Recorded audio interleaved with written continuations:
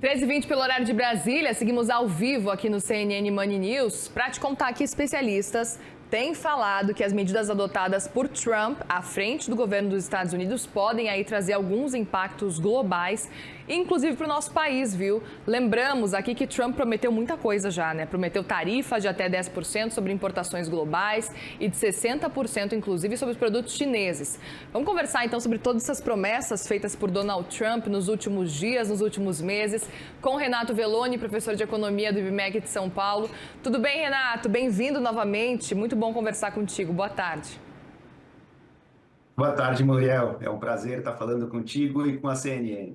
Quero te ouvir sobre esse cenário envolvendo aí Donald Trump, essa expectativa, muito ainda para ser visto se realmente vai acontecer. A gente sabe que tem já promessas de Donald Trump, especificamente para o dia 20 já de janeiro, quando ele tomar posse, de que movimentações já vão acontecer nesse caso, né? Queria te ouvir, inclusive, sobre o que esperar e o quanto do que a gente está ouvindo é ameaça, é para agitar os mercados mesmo, é para agitar todo mundo, inclusive diversos países, e o quanto realmente pode acontecer essa versão mais protecionista de Donald Trump nesse segundo mandato. Boa. Pois é, a postura aqui dos agentes econômicos continua sendo de apreensão.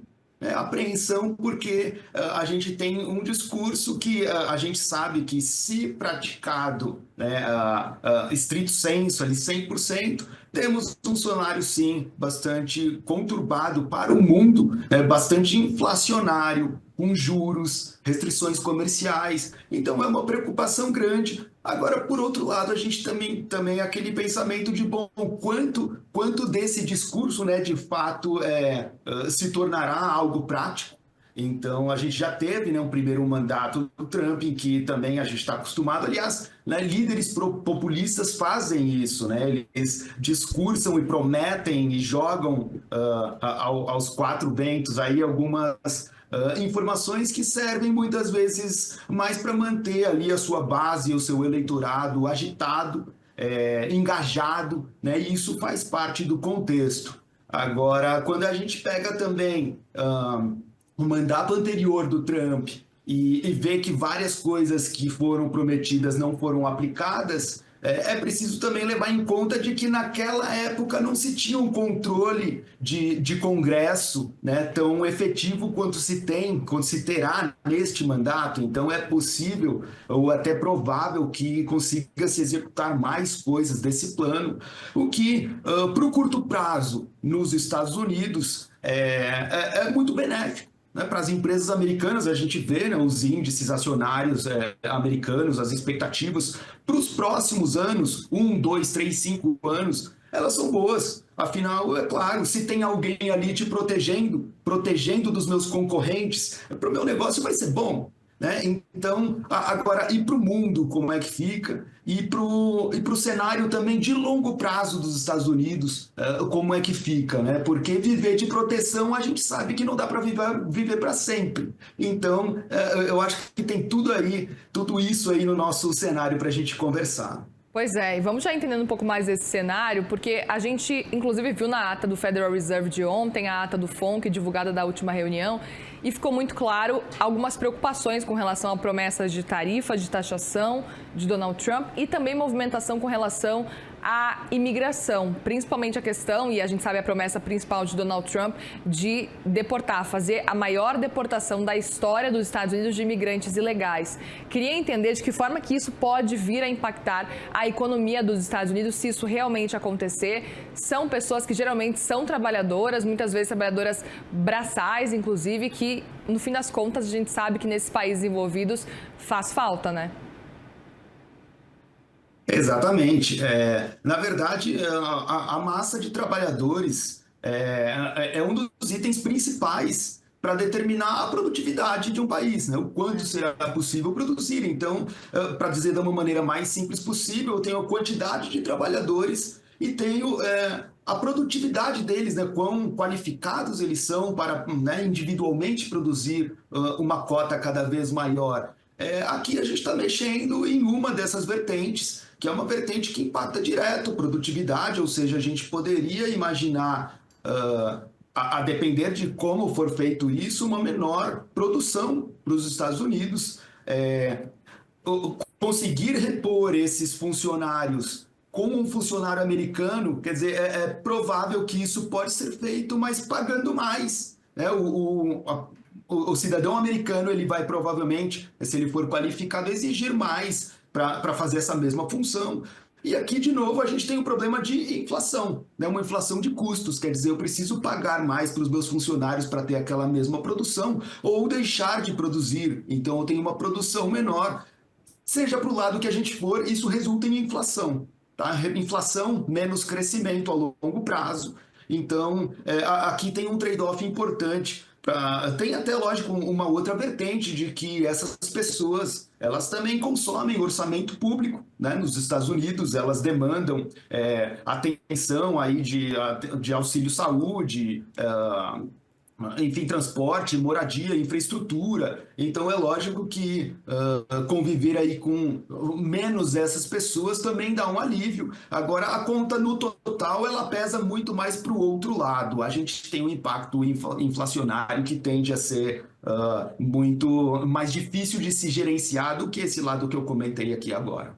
Pois é, e aí tem um ponto específico que a gente ouviu durante a campanha de Donald Trump e durante a campanha de Kamala Harris também, que é a questão das gorjetas, né? Que é uma questão que pra gente a gente até não entende, enfim, é um movimento muito diferente do que a gente vê aqui no Brasil, mas o que ele prometeu seria tornar isentos o pagamento aí dos rendimentos das gorjetas, que é um ponto que é quase como se fosse um pagamento obrigatório por lá. E era um ponto que Kamala Harris estava também defendendo e agora Donald Trump também pode vir a defender. E no fim das contas a gente sabe que isso seria menos arrecadação também para o governo federal. De que forma que a gente pode entender também esse movimento de pagar menos impostos, nesse caso então das gorjetas, e a gente sabe que existe uma massa trabalhadora que faz esse pagamento e que votou em Donald Trump com certeza muito por causa dessa promessa também, e eles reclamam bastante sobre isso. Que avaliação que você faz nesse sentido também e de que forma que isso pode impactar a economia por lá? Essa é uma questão também muito importante, porque assim como aqui no Brasil, que a gente está com um problema fiscal gigante, nos Estados Unidos também, na verdade, está até um pouquinho até pior do que a nossa. E é a situação do mundo hoje, né? Todos os países estão enfrentando situação fiscal complexa. Então, assim, voltando aos Estados Unidos, eles estão, as contas não fecham. As contas não fecham e aí eu tenho essa promessa de reduzir aí a base tributária, quer dizer, eu tô arrecadando menos e isso expõe ainda mais, deixa ainda mais frágil uma coisa que já não está boa. Agora, é preciso a gente entender também o quanto disso pode ser compensado com tarifas de importação.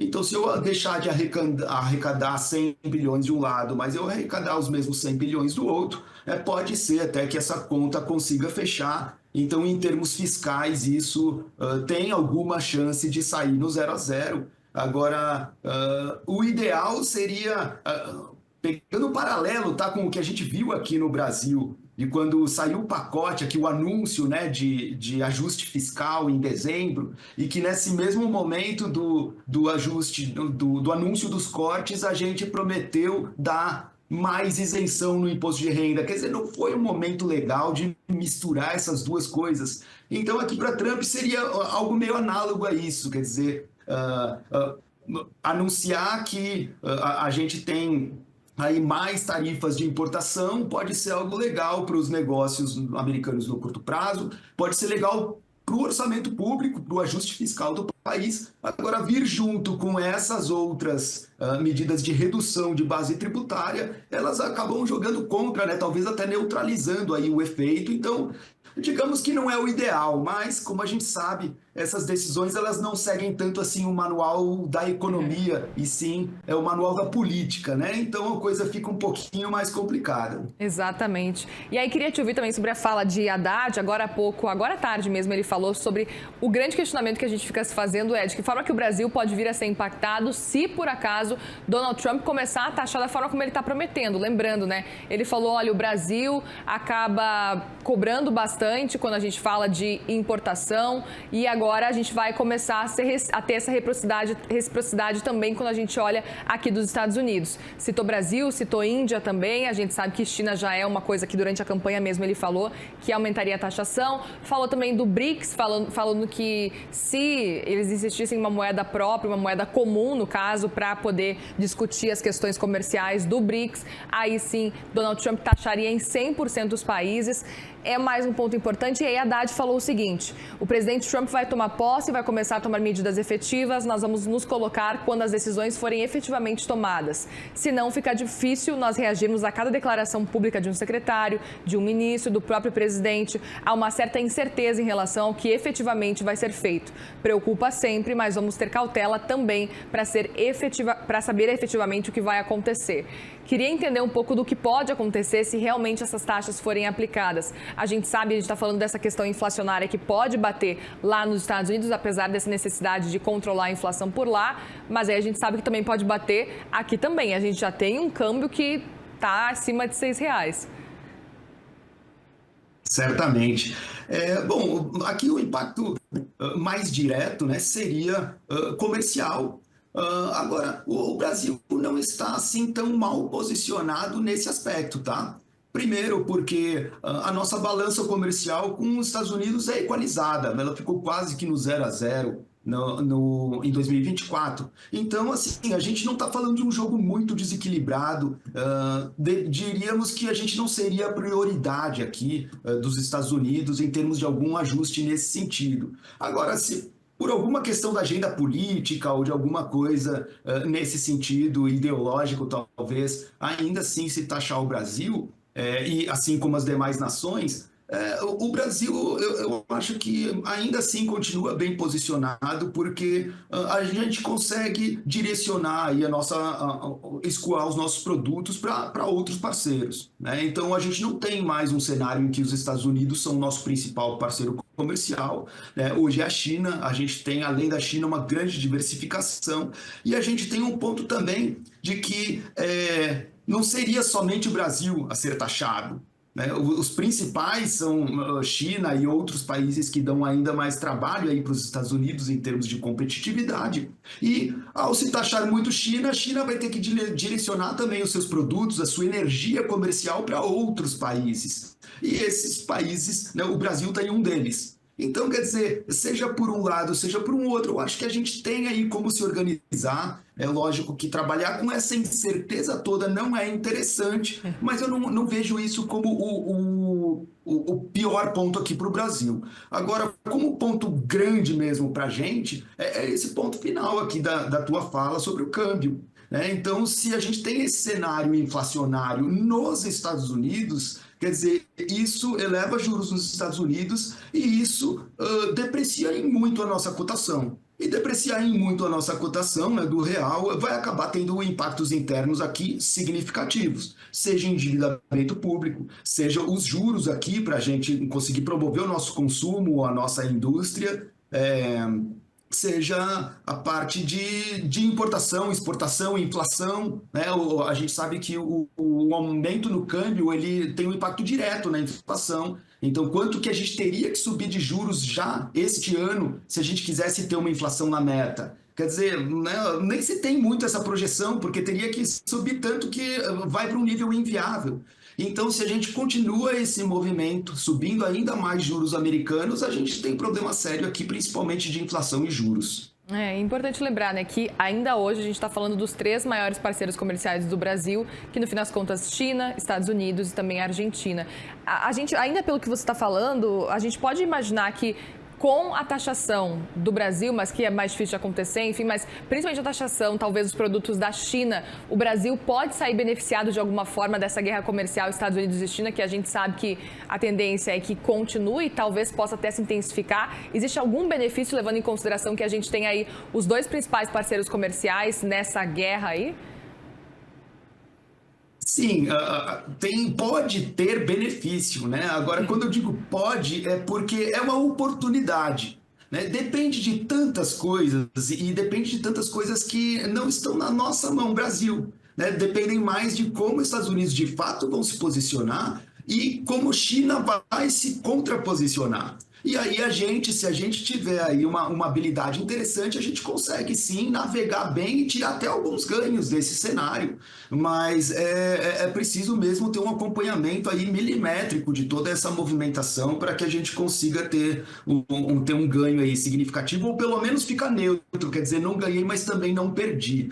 Então, o cenário é de atenção, mas sim, temos essa possibilidade. Como eu estava colocando, o próprio Estados Unidos vão ter um problema com piorando sua relação comercial com a China. Quer dizer, as cadeias são globais hoje, né? Ainda que o mundo esteja tentando desmontar essa globalização nos últimos 2 anos, isso não é um movimento que em 2 anos se promove, né? Leva 10 anos para mudar uma cadeia produtiva mundial, ou no mínimo, na melhor das hipóteses. Então, contando menos aí com China, quer dizer, vou ter que contar com outros, e aí o Brasil pode ser aquele carinha que está lá e nunca foi muito olhado e que dessa vez apareceu ali, seja para um lado, seja para o outro. Então, vamos ver, tomara que a gente consiga aproveitar um pouquinho disso. Tomara que tenha o lado bom de ser esquecido, né? Muito bem, Renato Veloni, professor de Economia do BMEC de São Paulo, obrigada mais uma vez pela participação aqui, uma boa tarde para você. Boa tarde, Muriel. Boa tarde a todos da CNN. Obrigada.